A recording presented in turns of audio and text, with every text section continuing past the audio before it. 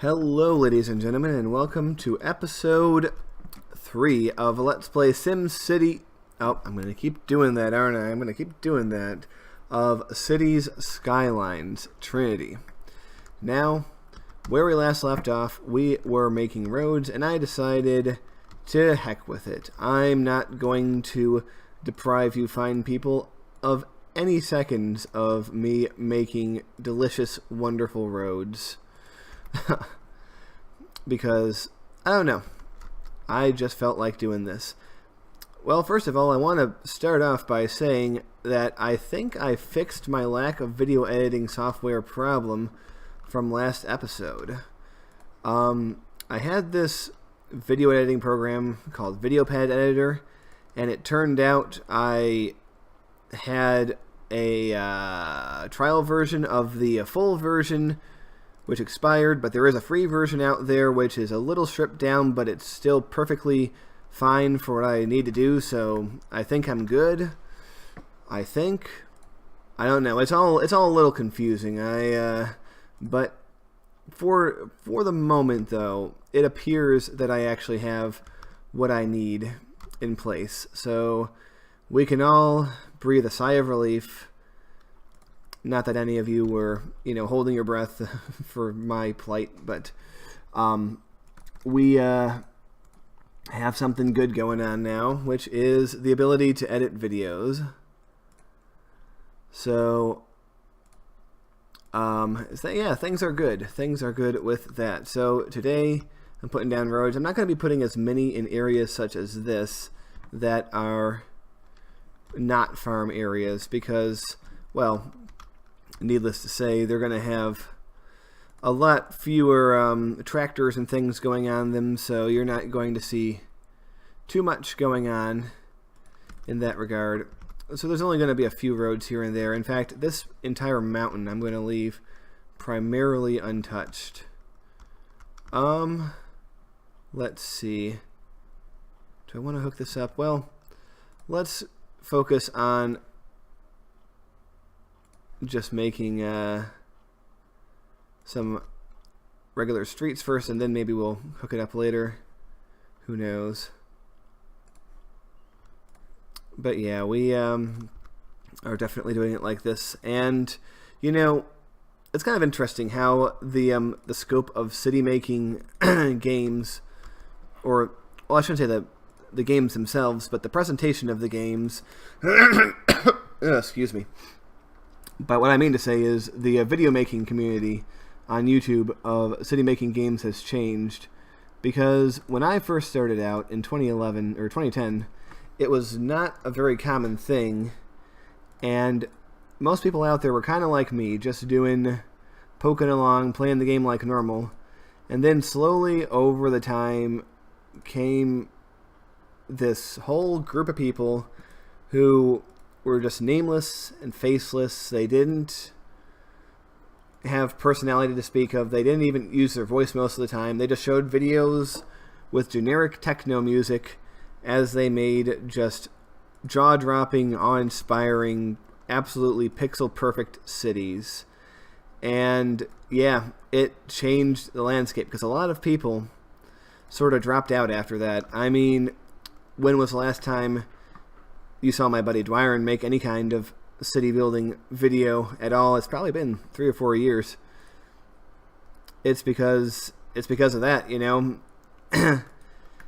because no normal person is going to sit down and spend as much effort to make a pixel perfect city as those guys. I mean, why?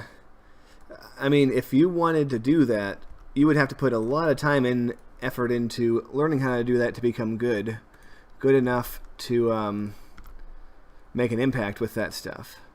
But I, on the other hand, I don't know. I'm the dinosaur who the meteor refused to kill.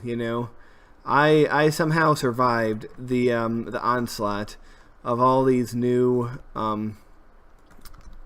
this new wave of doing things, and I'm still here. And I'm still doing it the old way. And yes, we are going to have little funky imperfections like this in here. because it's very fun. Ooh, man, OCD people are gonna, oh, juicy. Yes, but my way of doing things might be out of style. It might have been out of style even when I was starting. It might have never been in style, but you know what? I like doing things the way I do it, and I'm pretty sure it's safe to say there's nobody making cities quite like me out there, because the way I approach making cities is different than the way that anyone else approaches them. I mean, who would think to just do this in this way? I mean, I'm not arrogant enough to say that there's nobody doing it like this, but I mean, there's no one doing it exactly like this, I'm pretty sure. And the thing is, like, even if it looks sloppy, even if it looks random, or even, quote, bad in a way, just wait until it's done, man. Wait until it's, well, not done, but, like, very highly developed. You're going to be like, wow, you know, this is impressive. This is unique, you know?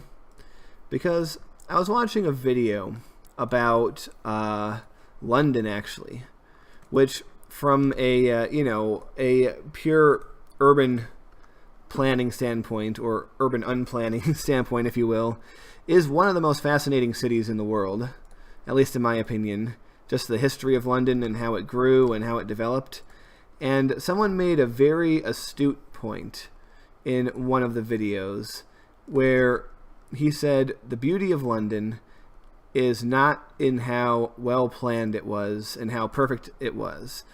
The beauty of London is in how the city dealt with its imperfections, how it grew up around all the little oddities and inconveniences that gave the city its character and made it what it is. And I think that's absolutely true. And that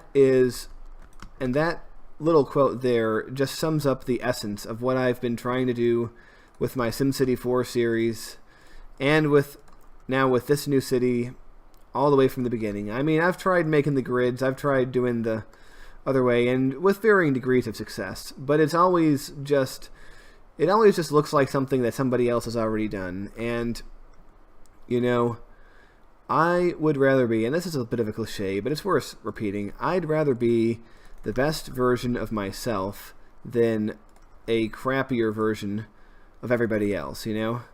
And I think this holds true to all aspects of life, because, you know, I'm pretty sure that if I really tried hard enough, I could, you know, act a little different, behave a little different, dress a little different, you know, all that kind of stuff.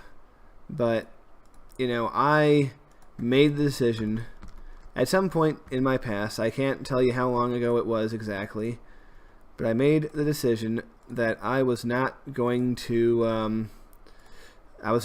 do it. I was not going to cheapen myself by being like everyone else, even if that meant that I was going to take a personal hit, even if it meant I was going to have less friends, less financial success, whatever, you know. I'd rather fail as myself than succeed as someone else. And I think a lot of people say that, but I don't think most people who say it mean it. But I mean it, and I think that you all know that I mean it. So, there we go. There is your pep talk from Bone Canoe today. Now, I don't want you to take away from this that everyone has to think this way, because if everyone thought this way, I don't know, there might not be a civilization at the end of the day. But I think definitely the kind of person who would be coming here to watch this, you know, I think that we're all in some way outsiders of sorts. So I don't know, maybe it's something for you to consider.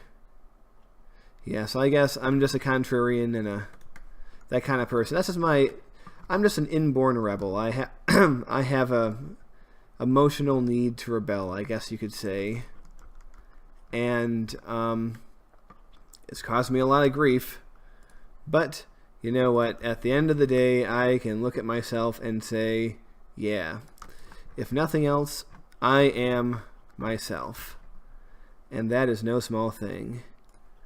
But yes, am I here to give you a motivational speech, or am I here to play some damn City Skylines? Right? I don't know. When I start talking, who knows what comes out. Yes, talking is about the only thing I know how to do, to be completely honest. But it's a good skill to have. Like most people worry about job interviews, you know? I don't worry about job interviews. That's the one aspect that I'm like, nope, I got this covered. I'm just going to talk because I know I can. I know I can talk, and it's going to be sweet. And fun fact, several years ago, I once went to a job interview with a massive, massive hangover. I think I passed out. I passed out drunk at 7 a.m. Well, I don't think I was still drunk at that point, but I had been drinking the night before. I was at a party and all that. So I finally went to bed at 7 a.m. I woke up at 10:30, drove to the job interview, did the interview, and got the job. So, go me, right? Yeah, pretty sweet. This isn't an endorsement of drinking to excess, though. I don't want anyone to think that. And also, it's definitely not an endorsement of drinking and driving. Don't worry, I wasn't driving during any point of this story, so rest easy. But yeah, even with that handicap, I managed to pull off a respectable performance in a job interview. The job itself was a fiasco and didn't work out in the long run, but hey, at least the interview process went rather well. Okay. And also, speaking of things going rather well, this is going pretty fast compared to what I thought I'd be doing here. I thought I'd be at this for a lot longer, but so far, we're doing all right. But yeah, like I said, more in the farm areas than anywhere else. Yes, there is a limit on how narrow you can make these, or how tight you can make these corners. I think 30 degrees is the rule. It might even be 45. I know it was 45 back in Cities Skylines. I mean, in Cities XL. The one thing that I miss from Cities XL, you know, yes, I am going to compare Cities XL positively to Cities Skylines in one aspect. That aspect being that there was all the same options for road making in terms of curved roads, straight roads, etc. But one thing that was different, however, was there was the ability to make roads that snapped to an absolute grid, you know, that were the same as the boundaries of the map. So that way you could have a perfect grid no matter where you went. You have to be a lot more careful with how you do it in this game. So that is one thing that Cities XL has that Cities Skylines doesn't. But I mean, let's be honest, when you compare the games in every other facet, I mean, there's no comparison. There's not even a shadow of a comparison. This game rips that one apart. I mean, it was kind of interesting because, like, all right, are you ready for a wild comparison? Strap yourselves in, because you have to be prepared for this. You have to be ready. Okay, are you ready? SimCity 4 was the John Cena of city simulation games. That's right. Now, I'm going to explain what I mean, okay? Think about this. SimCity 4 was released in 2003. John Cena started in the WWE, at least on the main roster, in 2002. So about the same time. John Cena, within a couple of years, had risen to the position of top guy, or one of the top guys in the company.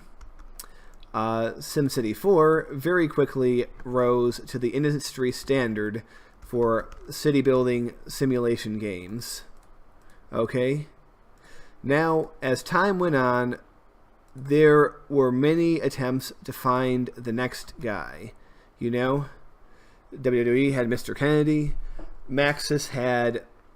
what was that crappy thing called? SimCity Societies? You know? And over many, many years, they each tried to find somebody who would be the next guy, you know, the next franchise player. But no one could find. No one could be found. But now, in the modern day, Cities Skylines has finally, after 12 years, 03 to 15 is 12 years, has finally come along and has achieved that, finally besting SimCity 4. As far as John Cena, though, you know, there is Roman Reigns, but let's be completely honest here. Roman Reigns will never be John Cena. He will never achieve that level of success and relevance and interest. It's just... he's just not as good as John Cena is. And I know people complain about John Cena, but John Cena is just a very charismatic person and very successful.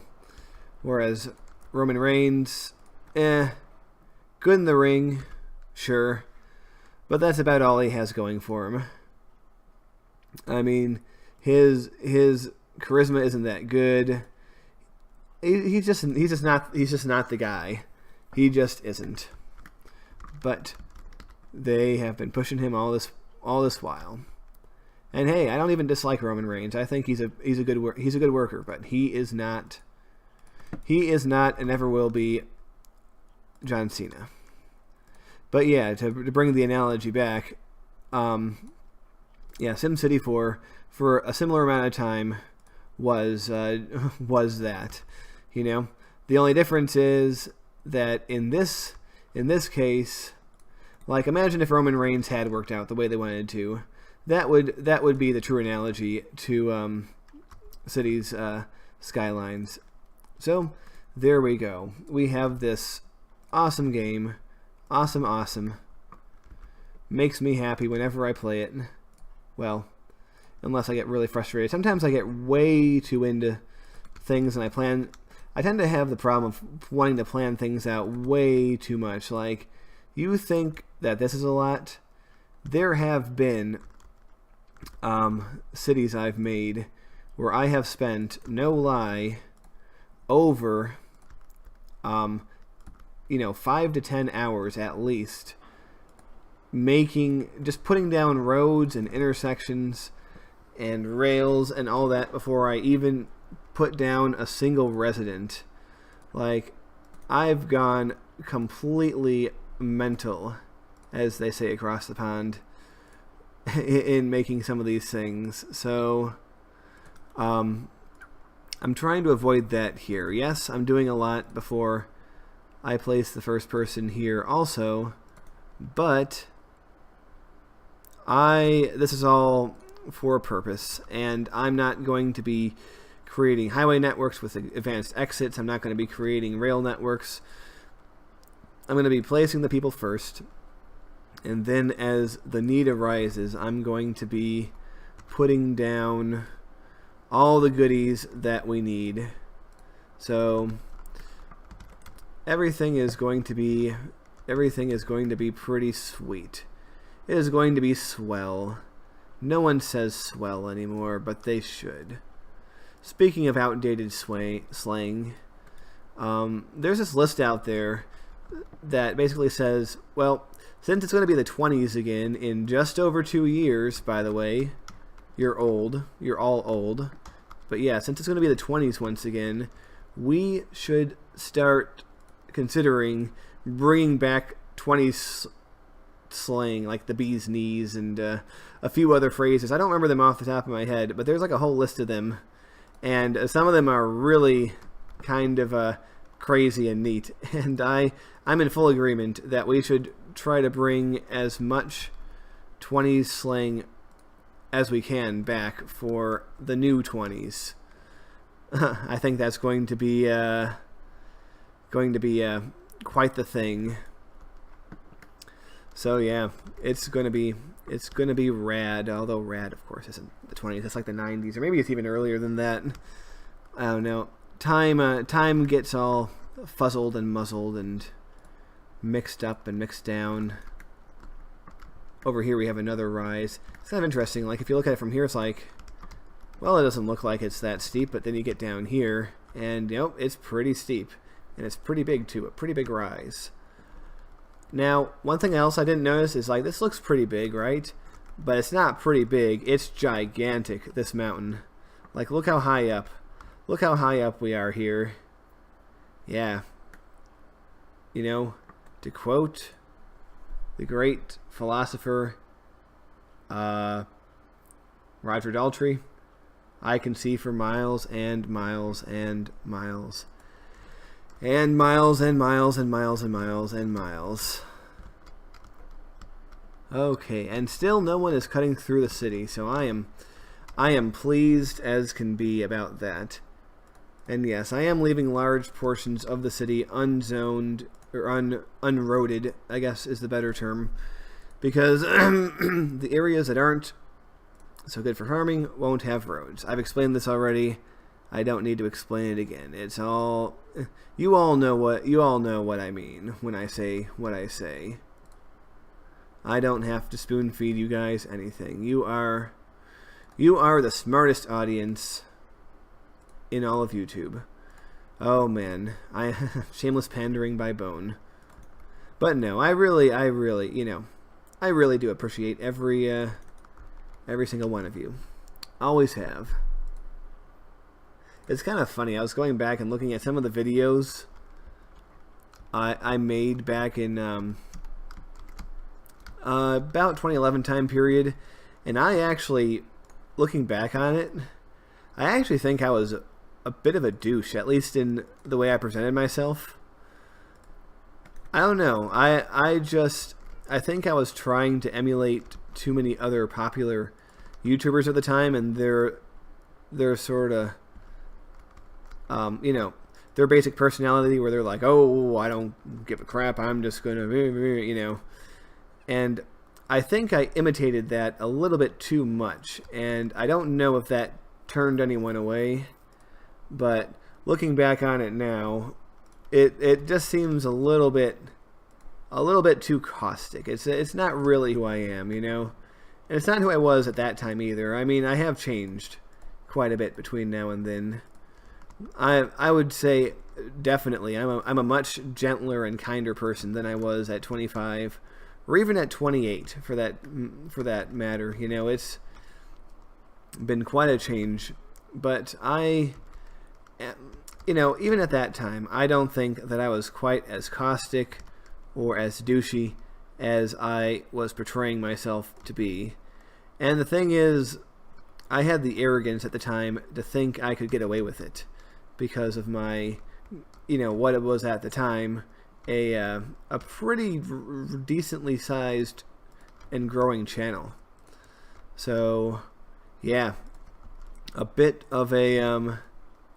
little bit of Bone Canoe being a douche history there for you. But yeah, I mean, even as late as 2014, anyone who was in the House of Sim can attest, I used to be far more aggressive and caustic, just the way I was. I don't know. I think around 2014, 2015 time period, I experienced some form of a hard reset. Like, I'm not sure exactly what happened. I mean, I could go into it, but that, this isn't personal soapbox hour, so I don't want to, go nuts with that. But, things happened. I calmed down quite a bit, and also, to be fairly honest about it, a lot of it is age too. Like, one thing that you'll learn if you're young, like let's say early 20s or teenager, one thing that you'll pick up on as time goes on is, oh, and also this is pretty much the highest point in at least this half of the map. That's higher, but the one thing that you'll pick up on over time is that you don't age in a gradual slope. You age in spurts, you know? There will be periods of time where you don't really seem to age at all, and then suddenly there will come a time where you'll seem to age 5 years in one, you know? And it's true for the body, and it's even more true for, like, the mind, I think, at least in my personal experience. And right around 30, or even a little bit before, I just mellowed out in a big way. And one thing that you do actually pick up with age, and you can take this to the bank, is that a lot of things that used to stress you out or give you anxiety just no longer do somehow. You just get a little bit wiser in that regard, and you start to say things like, well, you know, this is a problem, but I understand how to deal with it, or I've seen this kind of thing before, and there's no cause to worry. And it's like, well, maybe I should be concerned about this, but I'm not going to get anxious about it because I know what I'm doing here. And you'll find that happening a lot more. And that comes in waves too, you know? Like, I used to be very anxious about a lot of things, and now I'm not going to be so arrogant to say I'm anxiety-free, but with most things, my level of anxiety has decreased greatly. Well, ladies and gentlemen, looking at this map, I think we have our basic underlying road structure. Yes, sir, we do. And it only took one under half an hour episode to do it all in. So, ladies and gentlemen, this is going to be the foundation for our city. These streets will be replaced with roads. Either they'll be upgraded or they'll be bypassed if and when any of them need it.